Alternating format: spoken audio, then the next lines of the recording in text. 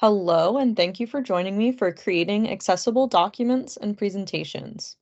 My name is Heather Mortimer, and I am a graphic designer on the Globe Observer team. Globe Observer is a NASA citizen science app that allows volunteers to contribute their observations to NASA's incredible library of Earth science data. As you might imagine, we create a lot of outreach materials, and we want those outreach materials to be accessible to the broadest audience possible.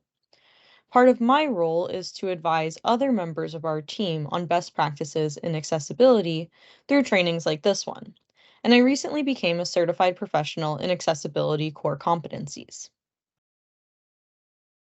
This presentation will focus on electronic documents, such as those produced in Microsoft Word, Microsoft PowerPoint, Google Docs, Google Slides, and Adobe Acrobat. It's important to note that accessibility features will vary between different software suites, versions, and operating systems. I will be using the latest version of the Microsoft Office 365 suite and Adobe Acrobat Pro on a Mac operating system. Let's start by defining accessibility. Accessibility can be defined as ensuring equivalent access to people with a wide range of abilities, especially people with disabilities. Disability can be defined in many ways. For the purposes of this presentation, we will think of disabilities as the combination of a condition that a person has with an environment that creates barriers to equitable participation. If you're familiar with the models of disability, this is aligned with the social model of disability. So to illustrate this concept, I have a Venn diagram on this slide. In one circle, we have a condition, temporary or permanent, that occurs at any age. In the other circle, we have an environment that is not designed to accommodate diverse users. And it's where these circles overlap that the disability occurs. All this is to say that while we usually can't change the condition, we can change the environment. In this case, the documents and presentations that people will encounter in their environment. And we're not just talking about one or two types of disabilities. There are many categories of disabilities, including visual, auditory, motor, cognitive, seizure, speech, and psychological. And within these categories, there's significant variation. One misconception that I hear fairly often is that everyone with a visual disability is completely blind. However, there are many types of visual disabilities. I've modified this photo of my friend holding up a very small snail to simulate just a few of the more common conditions. The first image, which looks sort of yellow and purple, simulates red-green color blindness. The next, with the gray circle in the middle, simulates macular degeneration. The one with black spots represents diabetic retinopathy. And the last, which is sort of blurry and low contrast, simulates what it would be like to have a cataract. Disabilities can occur at any age, so some may be present at birth, while others may be the result of an injury or aging. And they may be permanent, temporary, or situational. For example, if someone is unable to use a door pull because their arm is in a cast, they have a temporary disability. If someone is unable to use a door pull because their hands are full, they have a situational disability. In this case, an automatic door would benefit everyone. So I mention situational disabilities because they really demonstrate how accessibility can benefit everyone. And finally, people can have multiple disabilities. So it's really important to remember that disabilities are diverse. Assistive technologies are tools that help people overcome challenges resulting from their disability. One type of assistive technology that you'll hear a lot about today is a screen reader. A screen reader is a type of assistive technology that is often used to access electronic documents, and it works by reading text aloud to the user.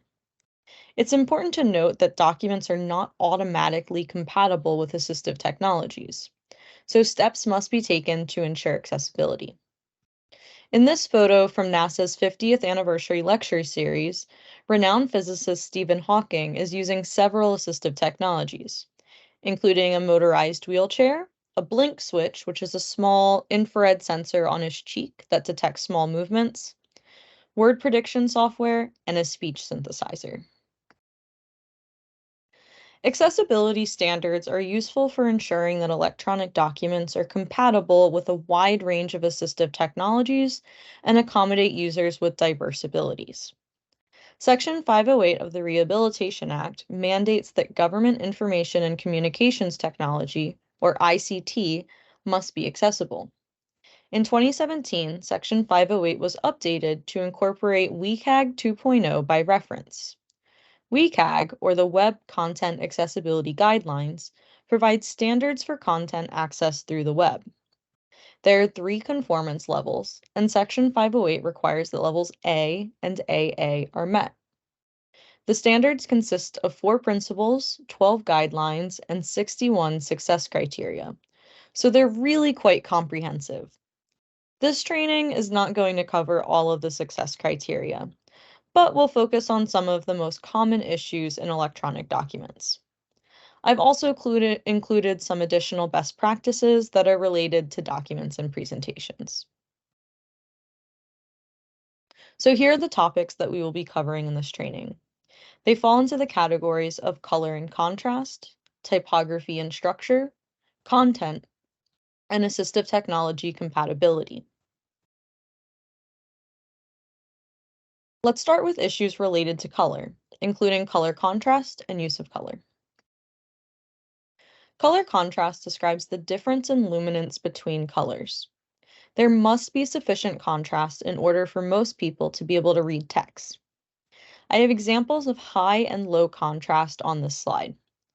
The white text on a light blue background demonstrates extremely low contrast, while the white text on a dark blue background is much easier to read. Contrast is described using ratios, and these ratios are defined in the Web Content Accessibility Guidelines. Regular text should have a contrast ratio of 4.5 to 1, while larger text and graphical elements can have a contrast ratio of 3 to 1. Next, you might be wondering how you find out these ratios. Luckily, there are several free tools out there. One of which that I really like is Contrast Checker by WebAIM. So this is a web app. You can pull it up in your browser and input colors in several different ways, like using the eyedropper tool or entering the RGB values or the hex code. And it will tell you the contrast ratio and at what level the combination passes.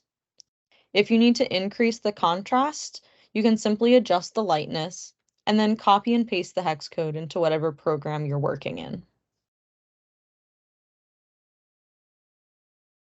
Now, you probably don't want to have to do that with every document you produce. So I really like the next tool, Contrast Grid by 8Shapes, for creating accessible color palettes. You'll start by adding all of the colors that you want to use in the text box, and then it populates this grid with every possible color combination, along with the contrast ratio and at what level it passes. You can also label the colors, show or hide certain levels, and create a permalink that you can bookmark in your browser or share with other people on your team. The Globe Observer app contains 4 tools, and each tool has associated colors. So my colors in my palette are labeled with their associated tool, and then I've chosen to hide all of the combinations that do not pass. Contrast isn't the only thing we need to consider with color. We also need to be mindful of how we're using color. The important thing to remember is that color should not be used alone to convey information. Color coding can be very useful, so you shouldn't avoid color coding. But someone who has a color vision deficiency, is using a screen reader, or is viewing a grayscale copy cannot access this information. For example, red and green are often used to represent yes or no, stop or go, good or bad. However, not everyone has access to that color information, so you'll want to use an additional method like text or pattern. If color must be used alone, for example on a map, it should vary by both hue and luminosity. Maps that use a rainbow gradient are problematic for several reasons. In the example on this slide, you'll notice that the changes in colors are uneven. For example, the yellow section is much smaller than the green section. The next issue is that the correct order is not perceptually intuitive. The rainbow is ordered based on the wavelength of visible light, but you wouldn't know that just by looking at it. People often have to memorize Roy G. Biv to know the correct order of colors in the rainbow. And finally, there's very little difference in the luminance between colors, so the rainbow gradient is inaccessible to people with color blindness. A much better choice is the cool, warm gradient. In the example on this slide, the gradient goes from dark red to dark blue with white at the center. There's smooth changes between the colors, and there's an intuitive connection between the colors and the data. White often represents neutral data, and the colors become darker the further they are from neutral. So for example, if this gradient was used to represent temperature above and below freezing, freezing would probably be white, while colder temperatures are darker blue and warmer temperatures are darker red. In PowerPoint, you can inspect your slides without color from the Accessibility tab. This will give you a good idea of how your slides would look printed in grayscale, and give you an opportunity to see if you lose any information when removing color. You can see here that while the descriptions of the gradients are no longer color-coded red and green, the meaning of the colors is still included with the words good and bad. Hyperlinks are related to color because they must be distinguished by both color and at least one other method, which is usually underlining. Text that is not a link should not look like a link, because users get frustrated when they try to click on something and it doesn't do anything. Additionally, links should be descriptive out of context. Rather than saying click here, the link text should describe where that link goes. For example, instead of saying click here to learn more about section 508, with click here as the hyperlink text, you could write learn more on the section 508 website, with section 508 website as the hyperlink text. The reason why this is important is because someone using a screen reader can navigate through the document by jumping between links. So if every hyperlink says click here, all they'll hear is click here, click here, click here. This is also true for people who are visually scanning through the document.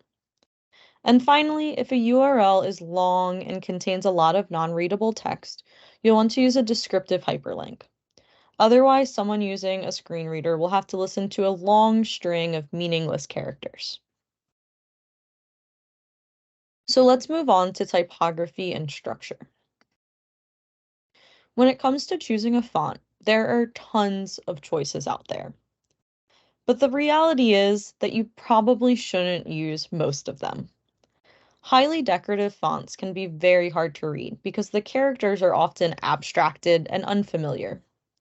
Also, the more recognizable a font is, the more likely it is that people will have existing associations with those fonts. You don't want people to be thinking about your font choices, you want them to be thinking about your content. Another thing to consider is using embeddable fonts. Embedding the fonts in your document can prevent unexpected font substitutions when the document is opened on another device or converted to a PDF. Font substitutions often cause formatting issues, and in some cases, the substituted font is very hard to read. As for font size, you generally want to avoid anything under 12 points, and in some settings, like in-person presentations, you may want to choose significantly larger font sizes. And finally, when it comes to spacing, you should try to always use the standard spacing, even if you really want to fit a few more lines onto a slide. Improper spacing, too big or too small, between the lines or between individual characters, can make it very difficult for people to visually follow the lines of text. So it's better to simply include less content or add another slide. On a similar note, you want to avoid justifying text because that creates uneven spaces between words. So now let's talk about applying those fonts in a consistent, intentional way. Headings allow users to visually scan through documents or use assistive technology to quickly navigate to a section. Using paragraph styles helps ensure that heading levels are consistent throughout the document and are recognized by screen readers. When developing your paragraph styles, you'll want to create visual hierarchy by increasing the text size, changing the color, and/or choosing another font.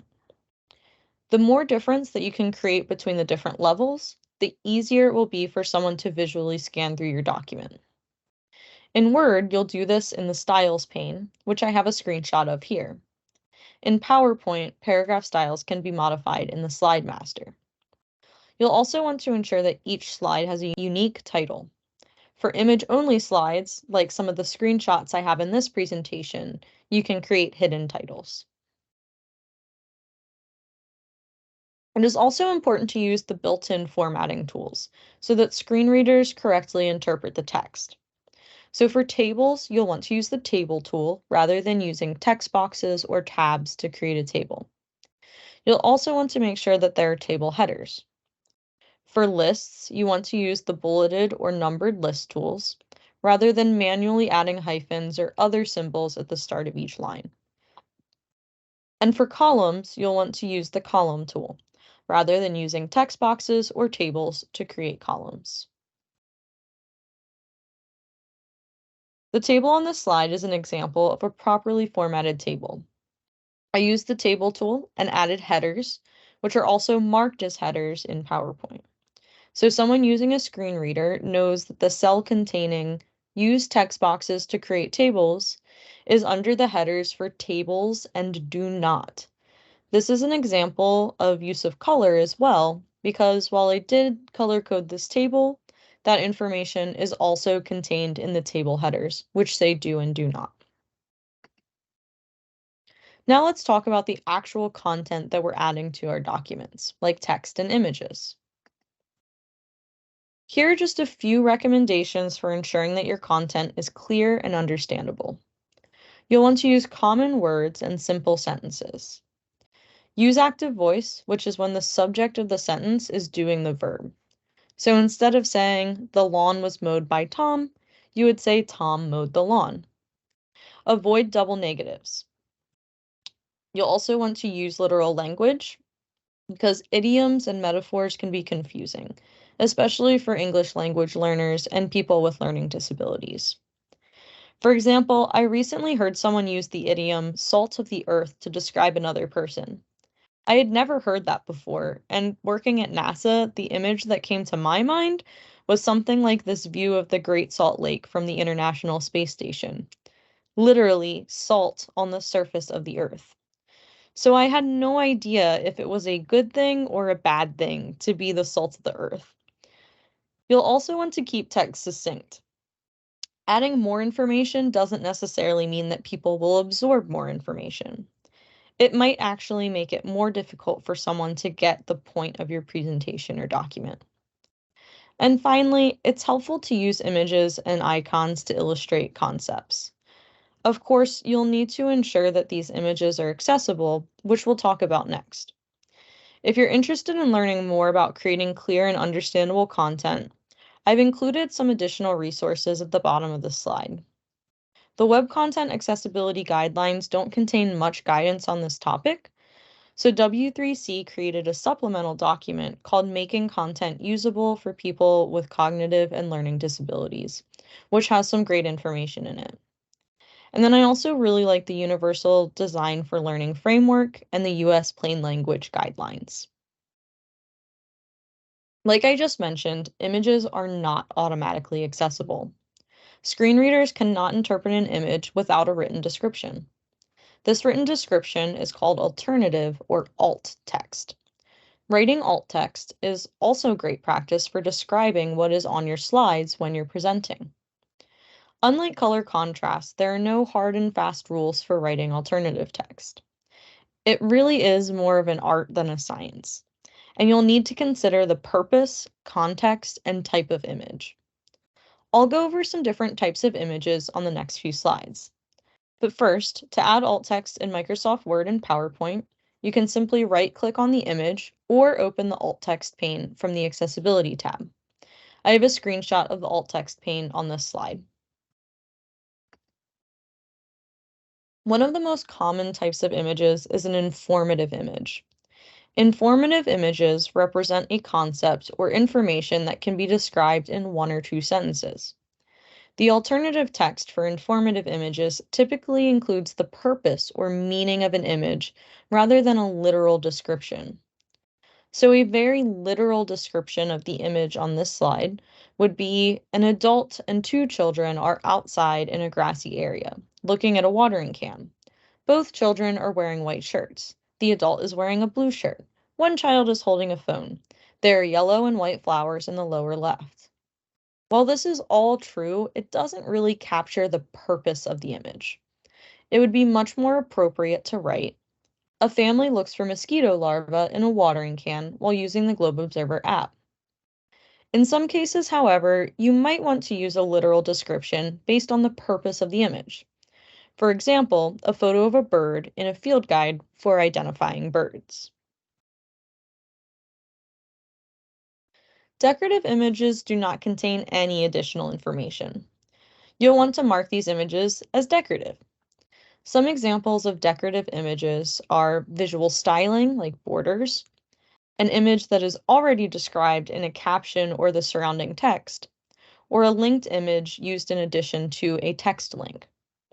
If you think back to my earlier slide with the photo of Stephen Hawking, that image is actually marked as decorative because I described the image on the slide. On this slide, I have an example of linked images. You might include an image along with a text link in order to increase the area that someone can click. But since the images are accompanied by text links, they can simply be marked as decorative. Functional images are images that are used to initiate an action. For example, an envelope icon may contain a link that opens a new email in your default email client. The alternative text for functional images should describe the action that it initiates.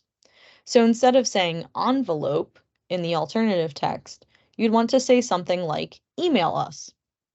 Some of the most common functional images that you'll see are social media icons used as links.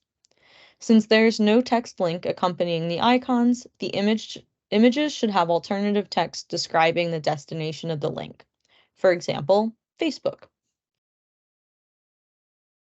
In general, you want to avoid images of text, but there are some instances where you need to use images of text, for example, logos and diagrams. On this slide, I have a diagram of the water cycle. If you were to write water cycle as the alternative text for this image, you would be leaving out important information. Instead, you'd want to write something like a diagram showing 4 stages of the water cycle: condensation, precipitation, collection, and evaporation. If text in an image is intended to be read, then that text should be included in the alternative text. On the other hand, if you think back to my slide with the photos of my friend holding a very small snail, he's actually wearing a shirt that says Hot Springs National Park. I don't really intend for people to read his shirt, so I wouldn't include that text in the alternative text. Some images are just far too complicated to describe in one or two sentences, so you might need to add an extended description. These long descriptions can also benefit anyone who might have a hard time interpreting graphs and visualizations, including people with learning disabilities. You can include an extended description by either linking to it near the image or by describing the location in the alternative text. I've included one of the first images from the James Webb Space Telescope here because our colleagues over at the Space Telescope Science Institute worked really hard to develop great alternative text and extended descriptions for these images. If you haven't seen those images and descriptions yet, I definitely recommend checking them out. There are a few more steps that we need to take to ensure that our presentations and documents are compatible with assistive technology. The first is reading order. In English, we read from left to right, top to bottom. However, the visual reading order of a document doesn't necessarily match the structural reading order. Screen readers and other assistive technologies follow the structural reading order, not the visual reading order. In PowerPoint, you can adjust the reading order in the selection pane, which I have a screenshot of on this slide. You can simply drag and drop the items into the correct order. In Word, you'll adjust the reading order in the navigation pane. And in Acrobat, you'll want to adjust the reading order in both the tags and content panes. I should also note that in the selection pane in PowerPoint, the items at the bottom of the list are read first, while the reading order goes from top to bottom in all of the other programs. So in this screenshot, Title 1 would be read first, then Text Box 4, then Picture 8, and so on. This is a screenshot from Adobe Acrobat, which gives a visual representation of the structural order on this slide. The background is marked number 1, although nothing will be announced by the screen reader. The title is 2, and then the lines of text follow in order. And the alternative text for the image would be read last. So now that you've created your document, there are a few final steps before it's fully accessible. First, you'll want to add a title in the document properties, and then you'll want to check for accessibility.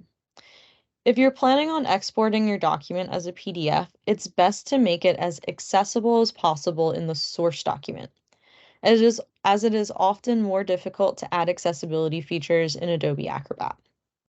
To export a PDF with accessibility features such as alternative text and tags, save as a PDF and select Best for Electronic Distribution and Accessibility.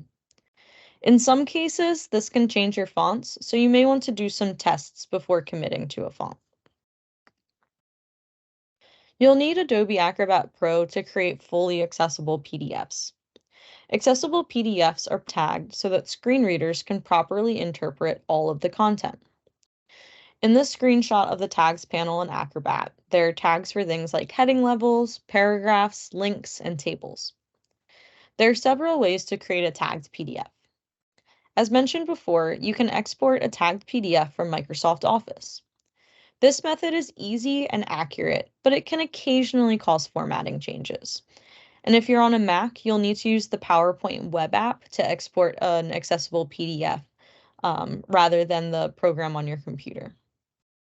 Next, you can auto tag the document in Acrobat, which is easy but not always accurate. And finally, you can manually tag the document in Acrobat with the reading order tool. This method is very accurate, but quite time-consuming. You'll probably have to experiment a bit with these different options before finding a workflow that works best for you.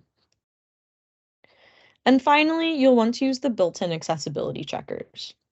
Word, PowerPoint, and Acrobat all have automated checkers.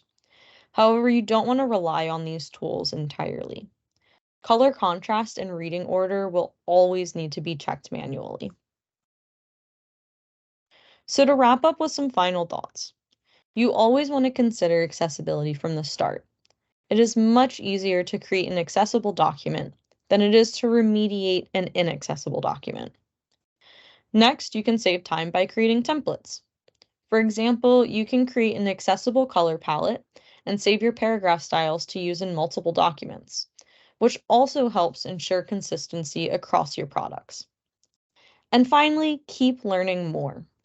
I've been doing this work for a few years now, but I still learn something new pretty much every week. Some of my favorite resources are the video trainings on the Section 508 website, and the W3C website also has a ton of great resources. So thank you for tuning in, and I hope you found this training helpful.